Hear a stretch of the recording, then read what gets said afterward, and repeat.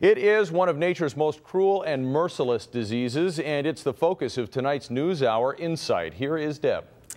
Well, it was just a few weeks ago, Chris, that we here at Global BC lost a colleague to ALS, or amyotrophic lateral sclerosis. It's a degenerative disease that currently affects 3,000 Canadians. Life expectancy is usually short, just 2 to 5 years, and there is no cure. Tonight, as we head toward the annual Walk for ALS across Canada, we catch up with a man in Richmond, a man we first met back in September. He is doing all he can to make a difference before the disease claims him as well. Linda Aylesworth has his story. When we first met Lyle Merner, he was with his wife and sister, remembering the happy times they had on a recent trip to Mexico. A welcome distraction from the unhappiest thing that has ever happened to this family, Lyle's diagnosis with ALS. The first symptom I noticed was weakness in my right arm. And it was just, I wasn't able to get my arm to lift something. 6 months ago, I was able to walk. Not well, but I was able to walk. But 1 year after his diagnosis, that had been robbed from him too. ALS, also known as Lou Gehrig's disease, works swiftly, frighteningly so. This is Lyle today, just 8 months after our first visit. Things have certainly changed since we were here last. Yep. Yeah. I spend most of my time in this room. Don't get out a lot. I've lost most of the control of my hands. I'm down to one thumb. With that one thumb, Lyle can cling to at least a little independence. He can turn on the TV, operate the phone and computer, and if need be, call for help. If, for example, the power goes out and shuts off his BiPAP machine, something which he's come to rely on. So it basically is pushing air into my lungs so that I have air to talk and live. It's the one step before what they call intrusive ventilation, which would be with a tracheostomy. A procedure that Lyle, like the vast majority of people with ALS, has decided not to have. 3,000 Canadians live with ALS. The number rarely wavers, because for every person diagnosed with the disease, there is another who dies from it. And researchers have been looking into a lot of possible causes for the disease, and we really have not found any specific cause.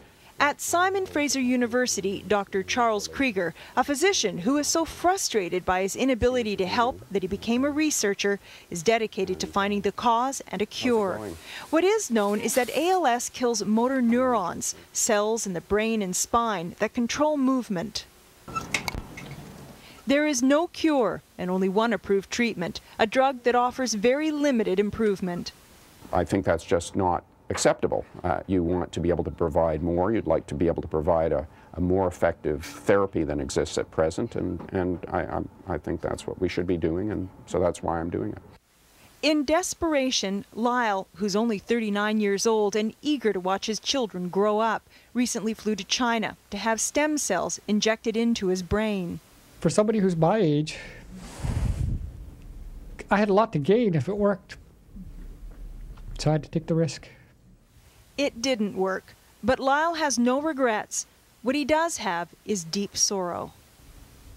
Knowing that this is going to be the last one of those, and this is going to be the last one of those, and I know that I've had my last birthday. I know that I've seen my last Christmas. Lyle may not be able to change the course of his own disease, but he can and is helping others by supporting the upcoming Walk for ALS. He's raising money through a website that he started, and his wife continues. She picked a picture of me and my son, and then she typed a caption that a father and a son deserve a future.